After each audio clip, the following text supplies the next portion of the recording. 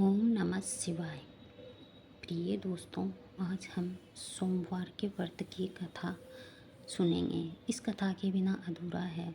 सोमवार का व्रत भगवान शिव पूरी करेंगे सभी इच्छाएं, अगर आप ये सोमवार व्रत कथा सुनते हैं तो।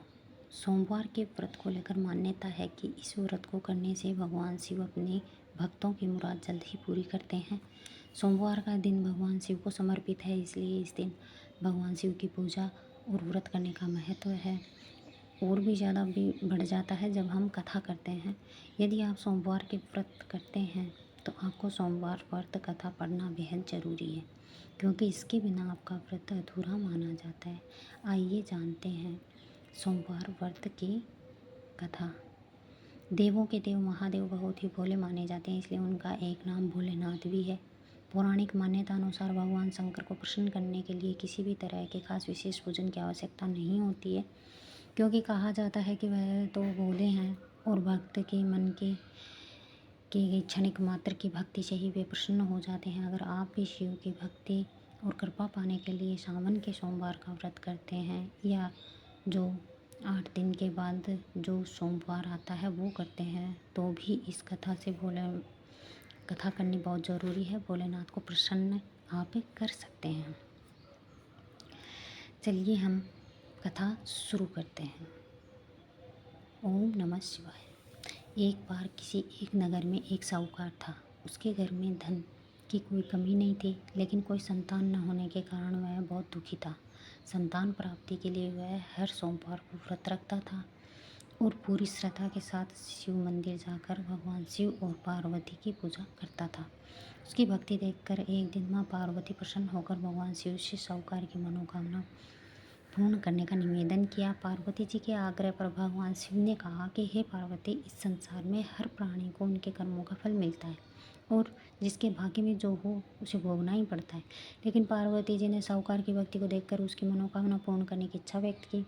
माता पार्वती जी के आग्रह पर शिव जी ने साहूकार को पुत्र प्राप्ति का वरदान तो दे दिया, लेकिन उन्होंने बताया कि ये बालक सिर्फ 12 वर्ष तक ही जीवित रहेगा।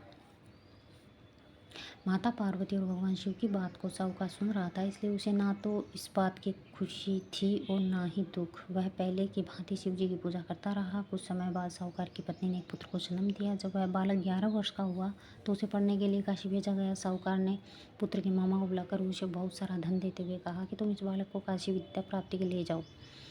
तुम लोग रास्ते में यज्ञ कराते जाना और ब्राह्मणों को भोजन दक्षिणा देते हुए जाना। दोनों मामा भांजे इसी तरह यज्ञ कराते और ब्राह्मणों को दान दक्षिणा देते काशी नगरी निकल पड़े। इस दौरान रात में एक नगर पड़ा जहाँ नगर के राजा की कन्या का विवाह था, लेकिन जिस कुमार से उनका विवाह होने वाला था वह एक आंख से काना था। राजकुमार के पिता ने अपने पुत्र के काना होने की बात को छुपाने के लिए सोचा क्यों न उसके साहूकार के पुत्र को दूल्हा बनाकर राजकुमारी से विवाह करा दूँ। विवाह के बाद उसको धन देकर विदा कर दूंगा और राजकुमारी को अपने नगर ले जाऊंगा। लड़के को दूल्हे के वस्त्र पहनाकर राजकुमारी से विवाह करा दिया। साहूकार का पुत्र ईमानदार था, उसे ये बात सही नहीं लगी, इसलिए उसने अवसर पाकर राजकुमारी के दुपट्टे पर लिखा कि तुम्हारा विवाह तो मेरे साथ हुआ है, लेकिन जिस राजकुमार के संग तुम्हें भेजा जाएगा वह एक आंख से काना है। तो मैं काशी पढ़ने जा रहा हूँ। जब राजकुमारी ने चुन्नी पर लिखी बातें पढ़ी तो उसने अपने माता पिता को ये बात बताई। राजा ने अपने पुत्र को विदा किया। फिर बारात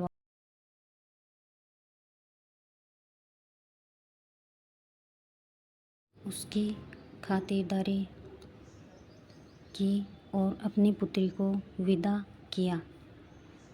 इधर साहूकार और उसकी पत्नी भूखे प्यासे रहकर बेटे की प्रतीक्षा कर रहे थे। उन्होंने प्रण कर रखा था कि यदि उन्हें अपने बेटे की मृत्यु का समाचार मिला तो वह भी प्राण त्याग देंगे, परंतु अपने बेटे के जीवित होने का समाचार पाकर वह बेहद प्रसन्न हुए। उसी रात भगवान शिव ने साहूकार के स्वप्न में आकर कहा कि हे श्रेष्ठी, मैंने तेरे सोमवार के व्रत करने और व्रत कथा सुनने से प्रसन्न होकर तेरे पुत्र को लंबी आयु प्रदान की है। इसी प्रकार जो कोई सोमवार व्रत करता है या कथा सुनता है और पढ़ता है उसके सभी दुख दूर होते हैं और सभी मनोकामनाएं पूर्ण होती है। ओम नमः शिवाय। दोस्तों, सोमवार का व्रत करें तो हर सोमवार को या चाहे सावन के सोमवार हो, तो आप ये कथा अवश्य ही पढ़िएगा। आपको बहुत फ़ायदा होगा, आपकी सारी मनोकामनाएं भोलेनाथ पूर्ण करेंगे। ओम नमः शिवाय। दोनों